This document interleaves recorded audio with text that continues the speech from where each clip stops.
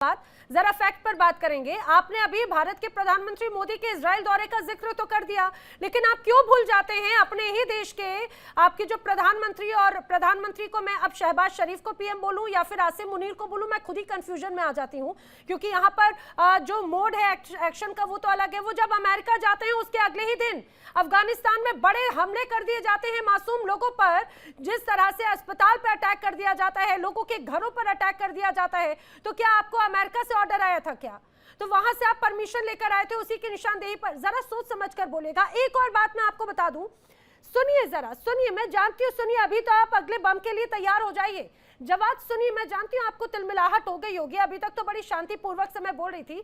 अब सुनिएगा जरा, आप जिस तरह से पीठ थपथपा रहे हैं ना अभी इन तमाम परिस्थितियों को लेकर, इस्लामाबाद में जो बैठक है, आपका लश्कर तैयबा का शीर्ष कमांडर है अबू मूसा, उसने बाकायदा इस्लामाबाद की इस चर्चा को लेकर जो खुलासा किया वो जरा सुन लीजिए। उन्होंने कहा इस्लामाबाद में अगर ये डेलीगेशन या ये जो बैठक की मेज सजी है ना, वो पहलगाम हमले को लेकर है, क्योंकि पहलगाम में जो कत्लेआम आपने मचाया उसके बाद में एक बड़ी तस्वीर पेश की गई। यकीन नहीं है, मैं सुनाती हूँ आपको खुद, आपके तो प्यारे नेता है ना अबू मूसा, सुनिएगा जरा। पहलगाम वो सही था या गलत था या पस मंजर क्या था, उस बात के अंदर नहीं जाना चाहता, लेकिन पहलगाम और उसके बाद यहाँ पाकिस्तान के अंदर मुख्तलिफ मराकज़ पर इंडिया के संदूर नाम से हमला और उसकी नाकामी, और फिर जवाब के अंदर बुनियाद मरसूस, और उसके बाद अल्लाह ताला पाकिस्तान को 50 साल आगे लेकर गया। इसके पीछे शहदा का खून है, उस खून की तासीर है, वो पाक फौज के शहदा हों या कश्मीरी लाखों कश्मीरी मुसलमानों का मुकद्दस खून हो, इंशाअल्लाह वक्त बता रहा है, हालात बता रहे हैं। जिस तरह ट्रंप और उसके चाहने वाले आकर इस्लामाबाद में बैठकर अमन का ऐलान करेंगे, जंगबंदी का ऐलान करेंगे, तो इसी तरह इंशाअल्लाह एक दिन हिंदुस्तान भी मजबूर होगा, इसराइल को भी इस्लामाबाद में बैठकर मिन्नतें करनी पड़ेंगी। जवाद खान, पहचानते हैं इन जनाब को? कौन है ये? नहीं जनाब, मैं नहीं पहचानता। मेजर शेख नदीम पहचानते होंगे शायद। मेजर शेख नदीम, आप पहचानते हैं क्या ये जनाब कौन है? जी जी, मैं पहचानता हूँ। बहुत अच्छी बात की उन्होंने कि ये जिस तरह से जो है हमारे साथ जो ऑपरेशन सिंदूर किया आपने, ठीक है, उन्होंने कहा कि मैं पहलगाम पे बात नहीं करना चाहता, किसने किया क्या किया। उन्होंने ये कहा कि आप लोगों ने जो हमला किया उसमें जो शहादतें हुई उनका खून रंग लाया, और आज पाकिस्तान एशियन टाइगर बनने जा रहा है, ठीक है, और आप लोगों के यहाँ जो यही हो रहा है कि नैना जरा ज्ञान चक्षु खोलिए, कानों को, आंखों को खोलिए जरा। अरे पहलगाम में जो आतंकी हमले किए गए उन तमाम परिस्थितियों का नतीजा है, उस वजह से आपने जो एक पूरा फेक नैरेटिव पेश करने की कोशिश की थी, ये आपने जिस तरह से अपने सो कॉल आपके गॉडफादर से जो इशारे पर किया था, ये उसी का नतीजा है। गॉडफादर नहीं, उसी के बदले में आपको ये मौका दिया है एक बार फिर से। अब आप देखिए जैसे ये मुज़ाकरा शुरू हुए हैं, इंडिया में लोगों को मुर्गी के दौरे पड़ना शुरू हो गए। अच्छा। हमने स्क्रीन के ऊपर देखे साले वो दौरे पड़ रहे, न्यूजीलैंड पे गिर रहे हैं। अच्छा। मुर्गी के दौरे पड़ने शुरू हो गए। अच्छा। तो भाई आपको तो खुश होना चाहिए, रीजन में पीस आ रहा है, ठीक है। जनरल उपेंद्र ने जैसे कहा कि हाँ जी अच्छी बात है, ऐसे बोलना चाहिए ना आपको। नैना जी, आपको भी इस तरह की बात करनी चाहिए, सहमत होना चाहिए इस चीज से आप लोगों को भी। और आप देखिए कि सुनिए, आपकी और मेरी कल से लेकर अभी तक कई बार चर्चा हुई, जो ये बैठक में उसके बाद में हमने हमेशा मीडिएशन को लेकर पॉजिटिव बात कही, लेकिन जैसे ही खास तौर से यही बात होता है, एक मौका मिलता है और उसके बाद में जो गीदड़ भपकियां पाकिस्तान से आना शुरू हो जाते ना, मिर्गी के दौरे या हिंदुस्तान में, अरे भाई ऐसे तमाम मौके हिंदुस्तान पाकर गवाकर कई बार छोड़ भी देता है। तो इसीलिए आप इतनी छोटी छोटी सी चीजों में जो आप खुश हो जा रहे हैं, अच्छी बात है, क्योंकि आपको मौका चाहिए था अपनी छवि को सुधारने का। मैं चर्चा को आगे कंटिन्यू रखूं, लेकिन इस बीच एक बड़ी खबर अपने दर्शकों को बता दूं। इस्लामाबाद की शांति वार्ता के बीच में डोनाल्ड ट्रंप ने एक बड़ा दावा किया है। डोनाल्ड ट्रंप का कहना है कि यूएस से अब तेल लेना चाहती है दुनिया, सबसे बेहतर अमेरिका की ही तेल कंपनियां हैं। आप ये समझिए कि इस पूरी तनाव वाली स्थिति में भी कैसे बिजनेस माइंड और बिजनेस ऑप्शंस को क्रिएट कर रहे हैं डोनाल्ड ट्रंप, जो हमेशा से यही चाहते थे। और यही एक वजह थी राजन सर, यही एक बड़ी भूमिका तो डोनाल्ड ट्रंप की हमेशा से रही है। कियोस्क क्रिएट करो, क्राइसिस क्रिएट करो, और मार्केट में अपनी वाहवाही लूटने के लिए तमाम ऐसे ऑप्शंस क्रिएट करो। डोनाल्ड ट्रंप एक बार फिर वही बात कह रहे हैं। देखिए, इकोनॉमिक एंगल इस वॉर का शुरू से रहा, ऑब्वियसली रहा है। आई मीन वर्ल्ड की एनर्जी रिसोर्सेज को कंट्रोल करना एक बड़ा हिस्सा रहा है। दैट इज वाई मेरा शुरू से ही मतलब ये विचार रहा है कि दुनिया को ना ट्रंप जैसा बेवकूफ चाहिए, ना ईरान जैसा रजीम चाहिए, दुनिया को दोनों नहीं चाहिए, और दुनिया के लिए अच्छा है दूसरे का सिर फोड़े। अब प्रॉब्लम ये है कि वार्ता हो रही है इस्लामाबाद में, चलो उसकी बात छोड़ देते हैं कि इस्लामाबाद में हो या वहां हो। एक इंपॉर्टेंट आदमी है जो जंग में है, वो है इजराइल। अभी इजराइल ऑफ कोर्स मतलब ना वो पाकिस्तान कभी नहीं आएगा, ना ये बुलाएंगे, बिकॉज वो जो इनके डिफेंस मिनिस्टर ने बोला है और उसके जवाब में पाकिस्तान ने सॉरी इजराइल ने जो पाकिस्तान के बारे में बोला है उसका भी बयान करने की जरूरत नहीं है। But unfortunately Israel is a partner in the war. ओ भाई, आप मतलब जो एक शांति वार्ता कर रहे हो और जो पार्टिसिपेंट है लड़ाई का उसके साथ आपका ऐसा वार्तालाप चल रहा है, तो इसका मतलब पता दुनिया क्या समझती है? दुनिया समझती है कि मतलब आपको अगर अपने जूते बांधने हाथ में बटुआ है तो एक जेब कतरे को बटुआ पकड़ा दोगे कि 2 मिनट के लिए पकड़ना, मैं जूते बांध लेता हूँ। मतलब उस टाइप की वार्ता चल रही है। ईरान में इजराइल वो लगातार ठोके जा रहा है, कोई फर्क नहीं। लेबनान में लेकिन सर इस पूरी चर्चा में इस युद्ध का जो सर पूरी चर्चा में जो युद्ध का पुरोधा है, जो मुख्य कर्ता धर्ता है वो इजराइल ही रहा है शुरू से। लेकिन इस चर्चा में इजराइल ही अगर मौजूद नहीं है या इजराइल की बातों को शामिल नहीं किया जा रहा है तो इस चर्चा का कोई मतलब भी रहता है क्या? Are you Jawad, are you जी? के बारे में हाँ बोलिए बोलिए। अच्छा आप बोलिए। वैसे मैं सवाल राजन जी को ही कंटिन्यू करी। नैना साहिबा, ये तो बहुत बड़ी ब्रेकिंग न्यूज है कि इसराइल नाम का कोई मुल्क है। मैं तो मानता ही नहीं हूँ इसराइल को। इसराइल को तो हम नहीं मानते, ये कोई मुल्क मेरा नहीं है। और इसराइल के लिए सिर्फ पाकिस्तान का नाम ही काफी है। पाकिस्तान का नाम सुन लिया ना इसराइल ने तो उसकी बोलती बंद समझो। जैसे आपका ये फादरलैंड और मदरलैंड दोनों पाकिस्तान का नाम आता है ना तो वो बंद हो जाता है। अरे जवाद, मैं आपको याद दिला देती हूँ, ये वही इजराइल है जिसका आप स्टेबलाइजेशन फोर्स का हिस्सा बन रहे हैं। ये वही इजराइल है।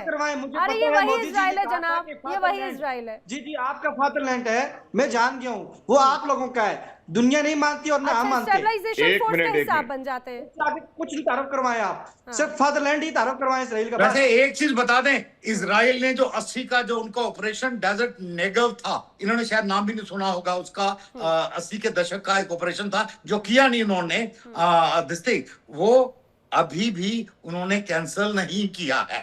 ये वैसे इनकी खबर के लिए बता दूं, थोड़ा गूगल में सर्च करना ऑपरेशन डेजर्ट नेगव। नहीं भले जवाब नहीं जानते लेकिन मेजर शेख नदीम शायद जानते होंगे। मुझे नहीं, आप शायद पैदा भी नहीं हुए थे तब, बट फिर भी सर्च कर सकते हो। जवाद मुझे लगता है क्या यहीं तक ही सारे पाकिस्तानी पत्रकारों की स्थिति रह जाती है क्या कि कभी जूता, कभी चप्पल, कभी कुछ, वो भी फटी हुई चप्पल दिखाते हैं। अरे जरा स्थिति को सुधारिए आप। मैं आपको एज अ रेपुटेटेड व्यक्ति के तौर पे बताती हूँ, आप लोगों को इतनी गरिमा नहीं पता कि आपको किसी चर्चा में कैसे शामिल होना है। ऐसे आप फटी हुई ऐसी हवाई चप्पल लेकर चलते हैं, आपको समझ में भी नहीं आता कि किस चीज में। ये मुझे लगता है कि इंडिया ने ही आपको कम से कम उस लेवल पे बैठा दिया कि आपको इतना बड़ा मंच दे दिया जाता है। जवाद खान जैसे लोग, मुझे लगता है मेजर शेख नदीम जी कितने, ये कैसी बौखलाहट है। ये जब पॉजिटिव चर्चा होती है कैसी बौखलाहट है कि इतने निम्न स्तर पर पहुंच जाते हैं। देखिए, मैं खुद देख रहा हूँ कि वाकई जब से ये मामला शुरू हुए हैं इंडिया में बहुत ज्यादा बौखलाहट है। हाँ, चप्पल दिखाने वाली बात है सर। चप्पल दिखा रहे हैं क्या? मैं उस रूप में ये क्या तरीका होता है? आपको हमारी हर चीज में चप्पल ही नजर आती है। अरे आपके एक सेकंड, आपके जो अभी जवाद खान ने दिखाई वो चप्पल नहीं तो और क्या था? आपके लिए क्या है वो? आपके लिए हो सकता है सोने चांदी की बात हो, शायद कई लोगों को नसीब ना होता हो। अब मैं आपसे डिसेंसी से पूछ रही हूँ तो आप मुझे टेढ़ा जवाब देने को मजबूर कर रहे हैं। नहीं, मैं यही कह रहा हूँ कि आपको आपके लिए उड़न तस्तरी है क्या? चप्पलें या जूते ही नजर आते हैं क्योंकि शायद ये ज्यादा खाए आप लोगों ने, इसलिए आपको ये नजर आते हैं। ऐसी बात नहीं है। मैं समझता हूँ कि बिल्कुल इजराइल इज रियलिटी, ऐसी बात नहीं है। इजराइल मुझे लगता है जो सबसे ज्यादा दिखाता है ना जूते चप्पल, पाकिस्तान की तरफ से आते हैं, वही रोज खाते हैं, कभी हिंदुस्तान के हाथों, कभी अपनों के हाथों, कभी अपनी आर्मी के हाथों। बलूचिस्तान या खैबर पख्तूनख्वा का तो यही हाल है, हमेशा वो बेचारे इन्हीं चीजों में दबे कुचले रहते हैं। अनुज माथुर जी, मुझे लगता है डिसेंसी की उम्मीद करना ही बहुत बेईमानी हो जाती है। मैं आपको एक दो तीन बातें बिल्कुल साफ बता देना चाहता हूँ कि ये कह रहे हैं कि एशियन टाइगर, वर्ल्ड का सबसे ताकतवर। देखिए, जब आप किसी देश की ताकत को ये मेजर साहब हैं, आप जरूर जानते होंगे इस बात को, किसी ताकत को देखते हैं तो उसमें बहुत सारे फैक्टर्स होते हैं, और उसके अंदर जितने भी फैक्टर, जो देश 24 बार इकोनॉमिक बेल आउट ले चुका हो, जिस देश के पैसे उधार लोग वापस मांग रहे हैं, जिस देश में 44% जनता जो है वो पॉवर्टी लाइन के नीचे रहती है, जिस देश में हर कोने में एक्टिविटीज चल रही हैं जो कि एंटी नेशनल एक्टिविटीज जो कह सकते हैं, वो चाहे बलोचिस्तान हो, सिंध हो, खैबर पख्तूनख्वा हो, उनकी लगातार लड़ाई, खुली जंग चल रही है अफगानिस्तान के साथ। ये मेरे शब्द नहीं है, इनके खुद के मिनिस्टरों के शब्द हैं कि हमारी खुली जंग चल रही है अफगानिस्तान के साथ, और वो कहते हैं कि हम दुनिया की सबसे बड़ी ताकत बन गए हैं। ये मेरे को लगता है कि इनको ये जो समझ है इनकी वो अलग है। दूसरी बात मैं आपको साफ बता देना चाहता हूं, नैना, जो आपने कहने का प्रयास किया था वो क्लियर है कि जब जो इंटरनेशनल पीस वाले फोर्स जो तैयार हो रही थी इजराइल के लिए, गाजा के लिए, उस गाजा में पाकिस्तान की आर्मी इजराइल के साथ कंधे से कंधा मिला करके जाकर काम करने के लिए तैयार थी। अब ये कहते हैं इजराइल कौन है। अब एक और बात बताता हूं मैं, ये बात पहले भी कह चुका हूं मैं कि जितने फिलिस्तीनियों का 72 में या 73 में जो पाकिस्तान के जियाउल हक उस जमाने में ब्रिगेडियर हुआ करते थे, उन्होंने जॉर्डन में जाकर के हजारों फिलिस्तीनियों का कत्ल किया है। ये इनकी बेसिस जो है वो फिलिस्तीनियों के हेट, फिलिस्तीन के हेट इजराइल और फिलिस्तीन के का कारण बनी हुई है पूरा इनका सोच। और उस सोच का ऐसा ये मैं नहीं कह रहा आपको, इनको ये नहीं होंगे उस समय, लेकिन हमारे तो हमने तो हमारे viewer all ready those days, हमको पता था क्या बातचीत हो रही है, इतनी हमारी उम्र है, इतना तजर्बा है। तो वहां पर जाकर के जियाउल हक ने 25-27 हजार फिलिस्तीनियों को मार दिया। और ये अब बात कर रहे हैं इधर किस्मत की, जो पावर, जो कॉम्प्रिहेंसिव नेशनल पावर होती है, Naina, he should go and have a look at the definition of comprehensive national power. और जो देश के जो एक वार्ता जो कि सफल है या नहीं है वो भी पता नहीं है, वो करवा करके ये समझ रहे हैं कि ये विश्व की सबसे बड़ी शक्ति बन गए। देखिए, बात करने की है, सब जिस विषय पे हम चर्चा कर रहे हैं, ये बिल्कुल आप जो कॉम्प्रिहेंसिव नेशनल पावर की डेफिनेशन है उसको जाकर के आप देख लीजिएगा।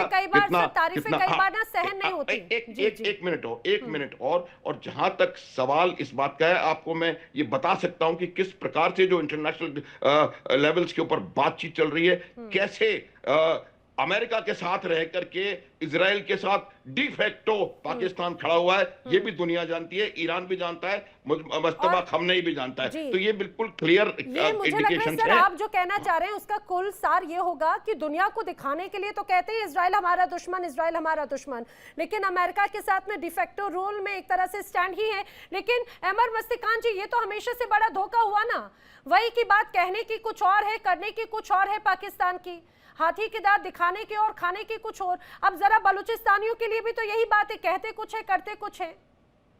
ये देखें, आपने सही कहा, जिस तरह से कि जनरल जियाउल हक ने जाकर ब्लैक सितंबर में उर्दन में फ़लस्तीनियों का कत्लेआम किया, इतना तो किसी ने भी तारीख में फ़लस्तीनियों का कत्लेआम नहीं किया था। ये तो दुरुस्त है, तारीखी हकीकत है। और हमारे जो भी भाई यहाँ बैठे हैं उनको भी ये मालूम है उनको कि गलत था, और पाकिस्तानियों ने, पंजाबी फौज ने ये किया है। ये पाकिस्तान जो है, दरअसल पंजाब का जो फेक नाम है, पंजाब की बदमाशी, पंजाब की दादागिरी, पंजाब की ये जुल्म ज्यादती, उसको इन्होंने एक नाम दे दिया है पाकिस्तान। वरना ये सारा का सारा पंजाबियों की बदमाशी चल रही है। देखें, जब ये वहाँ पर ये इजराइल ने जो पिछले साल जब हमला हुआ था ईरान पे, इजराइल और अमेरिका दोनों मिलकर बमबारी कर रहे थे, उन दिनों में जनरल आसिम मुनीर एक यूनिवर्सिटी के स्टूडेंट के तरह यहाँ वॉशिंगटन डीसी के होटलों में बैठे हुए थे। वो यहाँ पर मॉल में घूमते फिरते नजर आए। यहाँ मॉल में यहीं से कुछ 15 मील 20 मील दूर मॉल है, पेंटागन मॉल। उसमें वो शख्स जो पाकिस्तान के सफेद और स्याह का मालिक है, एक हफ्ते तक यहाँ बैठा रहा। फिर जाके उसी दौरान जब अमेरिका और इजराइल ईरान के ऊपर बमबारी कर रहे थे, उस दौरान वो जाकर उन्होंने ट्रंप साहब के साथ रोस्ट खाई। ये सारा ऑन द रिकॉर्ड मौजूद है। ईरानी भी तो बेवकूफ नहीं है। लेकिन देखें, मैं एक बात और भी आपसे अर्ज करूं। जी जी जरूर। हमें ये खुशी नहीं होती है कि मोदी जी जाए इजराइल और नेतान्याहू को गले मिलाए। ये बात ना बलूच को पसंद है, ना अफगान को पसंद है, और ना किसी और मुसलमान को पसंद है। ये हमारे लिए, हमें बहुत दुख होता है कि जब जिनको हम बड़े भाई अपने समझते हैं, जिनको हम बहुत काबिल एहतराम समझते हैं, वो जाकर मुसलमानों का जो खून बहाता है उसको गले लगाता है। देखें, इससे हमें खासा ठीक है, लेकिन मुझे लगता है अमर मुस्कान जी वो अपनी ये जरूर पॉलिसी होती है, डिप्लोमेटिक पॉलिसी होती है, लेकिन ऐसे में तो चाहे बात ईरान की हो चाहे बात पाकिस्तान की हो, सभी एक ही थाली के चट्टे बट्टे नजर आ रहे हैं। राजन जी, सबसे महत्वपूर्ण बात तो ये, क्योंकि आज आप ये देखिए पूरी दुनिया को आतंक की आग में धकेला किसने। पूरी दुनिया में दो बड़े नाम आते हैं, पहला सबसे अव्वल नाम आता है पाकिस्तान का, दूसरा नाम आता है ईरान का। ठीक है, अभी क्योंकि बातचीत की मेज है और ईरान फिलहाल अभी विक्टिम परिस्थितियों में है, लेकिन आतंक परस्ती को दुनिया के लिए क्रिएट करने वाला इन्हें भूला भी नहीं जा सकता। आखिर आतंकवाद की देन कौन है? ये दो मुल्क। क्या मैं गलत हूं सर? नहीं, ऑब्वियसली आप सही हो। अभी पाकिस्तान तो खुद मानता है, ओनली थिंग कि हम टेररिस्ट हैं, उसका वो ब्लेम दूसरों पे शिफ्ट कर देता है। इनके कोई मिनिस्टर बोलते हैं जी हमको अमेरिकियों ने टेररिस्ट बनाया, उन्होंने हमको ये हथियार दिए, हम उनके लिए काम करते थे। तो basically they are trying to say कि हम टेररिस्ट थे, पर हम मर्सनरी टेररिस्ट थे। हम पैसे के लिए काम करने वाले टेररिस्ट थे, हमारा बाकी चीजों से लेना देना नहीं है। हमें एंड में रिजल्ट यही निकलता है। पर फैक्ट जो भी है, इनका पूरा डॉक्यूमेंटेड है। That whole history is documented कि क्या क्या किया है। आपने कुछ एग्जाम्पल दिए हैं, उसके सिवाय भी बहुत है जितने इनके यहाँ पल रहे हैं। I mean, कुछ हमने थोड़े से कम किए थे, अभी कुछ देर पहले और कम होंगे अभी शायद दिखते, पर वो जो जितने भी पल रहे हैं वो दुनिया को जग जाहिर है। No, similarly Iran, I mean, वो क्या, वो अयतुल्लाह जो भी बोलते खमैनी वगैरह, वो कोई इलेक्शन लड़के आया है? कोई डेमोक्रेसी है? जिस प्रकार ये अपने आप को हाइब्रिड डेमोक्रेसी बोलते हैं ना, कि नया नाम निकाल दिया कि चलेगी फौज की, रहेगा कोई और, पर उसको हम बोलेंगे हाइब्रिड डेमोक्रेसी। उससे भी बड़ा ईरान है, वो हाइब्रिड भी नहीं है। IRGC का हुक्म चलता है, एक बिना अनइलेक्टेड बिठा दिया टॉप पे, और मतलब प्रेसिडेंट बेचारा खाली देखने के लिए, और मतलब बाकी जो कैबिनेट है। So this is not democracy. दुनिया को ऐसे लोग नहीं चाहिए। ये जितनी जल्दी ये सारा तमाशा रैप अप हो जाए ना, बिल्कुल मतलब जिसको बोलते हैं, और ये वक्त आ रहा है। अब देखते जाइए। अगर अभी युद्ध की बात करते हैं, मैं इनफैक्ट जब ट्रंप का भी होती है तो आई एम हैप्पी कि भी ट्रंप इज लूजिंग, बिकॉज दुनिया को ट्रंप भी नहीं चाहिए, दुनिया को ट्रंप भी नहीं चाहिए, पर दुनिया को ऐसे भी नहीं चाहिए रजीम, और ऐसे मतलब सोच वाले नहीं चाहिए। ईरान की हालत देखो, आज पाकिस्तान जैसी हो गई है, आटा नहीं है, दाल नहीं है, बिकॉज जब वो आप ब्लॉक करते हो ना कुछ, तो भैया शिप दोनों तरफ से चलते हैं कि भाई अगर आपको तेल नहीं आने दे रहे तो आपकी ना दवाई आ रही है, ना खाना आ रहा है, ना रोटी आ रही है, लोग भूखे मर रहे हैं, और उनको तो फर्क ही नहीं पड़ता। आम आदमी का तो क्या है, जैसे पाकिस्तान में फर्क नहीं पड़ता, आटा हो जाए महंगा तो हो जाए, साडा की। It is exactly like that. Petrol महंगा हो जाए तो सानू की, बिकॉज उनकी तो गाड़ियां चल रही हैं।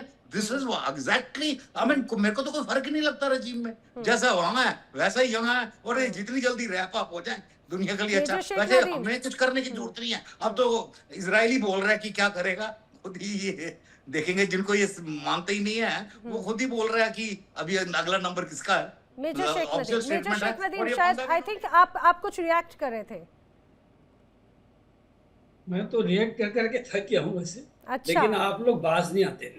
जनरल उपेंद्र ने तो कुछ लफ्ज देखिए, हमेशा सबक सिखाते हुए ना हम थकते हैं ना कभी थकेंगे, बात तो ये है। सही बात है। और तो हर बार मौके देते हैं, बात ये समझिए सर, हर बार मौके देते हैं, इसीलिए जवाद खान को दोबारा मैंने अपने डिबेट में शामिल कर लिया। हर बार मौके देते हैं कि शायद गलती को सुधारेंगे। Please to be continue. अब सर जो है ना, हमेशा वो रटे जुमले बोलते हैं, 3 4 71, अच्छा जी वो ज़ियाउल-हक, अच्छा ये बार इनको कई दफा इनको हम जवाब दे चुके हैं। अब ये बात लेकिन इन्होंने बना लिया है कि सबको कई बार जवाब दे चुके हैं। कुछ एग्जांपल्स बता देंगे तो ज्यादा इजी हो जाएगा। अनुज माथुर जी, हर बार अगर वो रटे रटाए जवाब देते हैं तो आप उन्हें काउंटर भी तो कर दीजिए। आप कोई एक आधे ढंग का जवाब ले आइए।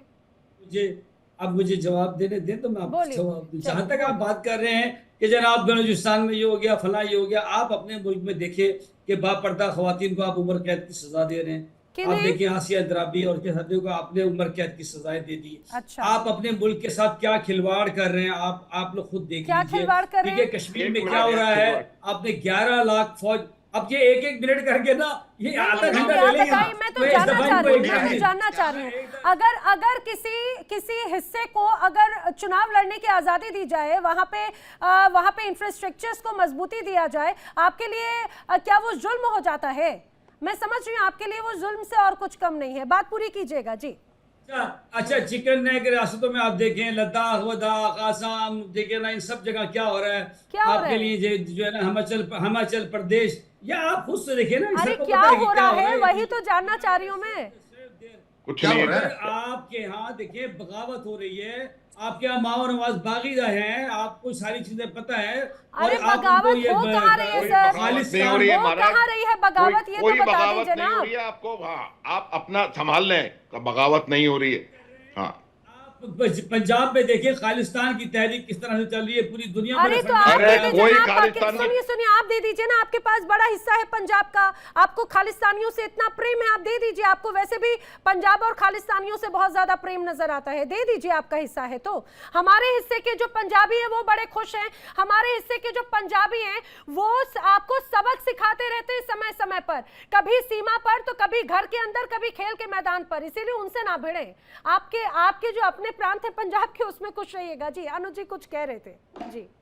मैं यही बताने की कोशिश कर रहा था कि इनके पास जब तर्क नहीं होता है तो कुतर्क देने का सिस्टम शुरू हो जाता है। याद दिला दूं मैं इनको कि भारतवर्ष ऐसे देश है जहां 3 राष्ट्रपति मुसलमान हो चुके हैं, एक राष्ट्रपति सरदार हो चुका है, और जिस आदमी ने ऑपरेशन सिंदूर में इनको घुटनों पे गिराया था वो भी एक सरदार था। तो इसमें कोई शक न रख लें कि हमारा और पंजाब का और हमारा क्या रिश्ता है। और भारतवर्ष, एक मिनट वो सरदार ऑपरेशन अरे के 6 भैया, महीने बाद जागा और उसने आप 6 महीने एक बाद मिनट- आके कहा कि हमने आपके 11 जहाज गिराए। आप सब बताइए, ही वो वो हाइबरनेशन। देखो मेजर नदीम जिसको जस्टिफाई उसको करने की जरूरत पड़ती है, जिसका कि बात मानी नहीं जा रही होती है। आप इस बात को इसको छोड़ दें।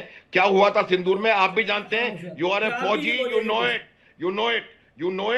You know it and let us not discuss. आप छोड़ दें उसको। मेरा ये कहने का मतलब है कि भारतवर्ष में पूरी तरह से आपकी डेमोक्रेसी चल रही है, इलेक्शंस हो रहे हैं, सब कुछ यहां पर हो रहा है, आईपीएल भी चल रहा है। आप देखिए कोई किसी किस्म की परेशानी नहीं है। आप अपना संभालें।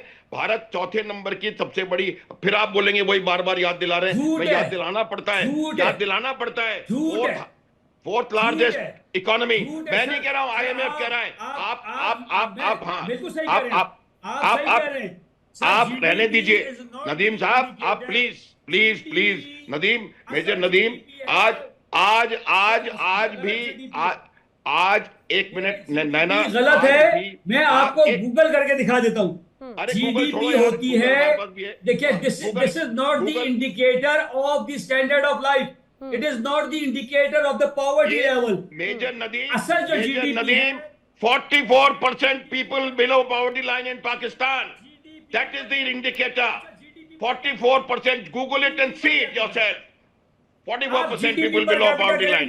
Anyway, छोड़ दो यार, छोड़ दो इसको, छोड़ो। मैं जो आपको बता रहा हूँ जीडीपी और कौन कहां पर है सब पता है। इतने ज्यादा don't try to teach me economics, okay. तो आप जो पता है वो सब देख लीजिए। सब सारी दुनिया को मालूम है चंद्रमा पे कौन जा रहा है, सारे सीईओ पूरी दुनिया में किसके हैं, और सारे आतंकवादी संगठनों के सीईओ किसने दिए हुए हैं। तो ये तमाम बात इस समय फिलहाल ये हो रही है कि परिस्थिति किस प्रकार से ठीक हो सकती है। आपको यहां झांकने की जरूरत नहीं है। आप अपना देख लें, बलोचिस्तान संभाल लें, खैबर पख्तूनख्वा संभाल लें, और जिस देश के पास एयरफोर्स नहीं है, एयर डिफेंस नहीं, कुछ नहीं, उसने 2 महीने से नाक में दम कर रखा है आपका अफगानिस्तान ने। तो फिर आप क्या बात कर रहे हैं। तो नैना मेरा कहने का मतलब सिर्फ यही है कि देखिए आपको इस समय ये देखने की हमें आवश्यकता है। मेरा एक सवाल है जी एक सवाल है जी, एक सवाल है सर। देखिए, जो जीडीपी आप बोलते हैं ना, जीडीपी नहीं होती। जीडीपी आपकी जो 4 नंबर पे है दुनिया में, बिल्कुल है, it is due to services. असल जीडीपी जो इंडिकेटर होता है आपके स्टैंडर्ड ऑफ लिविंग का, पॉवर्टी का, वो कहते हैं जीडीपी पर। मेरी बात ना माने सर, मेरी बात ना माने ना, आप गूगल करें, मेरी बात ना माने। अब मेरे को आपने बोल दिया, मैं जवाब दूं आपको। आज आपको मैं बता रहा हूं क्या कितने, एक मिनट, आपकी बात सुन ली मैंने। आप कितने, एक मिनट नैना, कितने कितने परसेंट लोग बिलो पॉवर्टी लाइन पाकिस्तान में हैं, कितने इंडिया में हैं, ये कोई भी बता देगा। तो इसको छोड़ दीजिए आप। ये जो इंडिकेटर्स हैं वो साफ सबको दुनिया को पता है, और कौन कहां जा रहा है, कौन क्या नहीं जा रहा है। मुझे लग रहा है आज मेजर शेख नदीम देखिए, जीडीपी किसकी क्या है ये तो पूरी दुनिया जानती है। एक बार आप गूगल करेंगे तो पाकिस्तान और हिंदुस्तान का कंपैरिजन भी कर लेंगे। मैं जवाद का एक बार रिएक्शन लूं, लेकिन यहाँ पर शायद इसी बात पे अमर मस्तिकान कुछ कहना चाह रहे हैं। अमर मस्तिकान जी, क्विक रिएक्शन प्लीज जी। देखें, मैं एक चीज अर्ज करना चाहता हूँ। मैं अर्ज करना चाहता हूँ कि ये जो हमारे पंजाब के मुसलमान भाई हैं,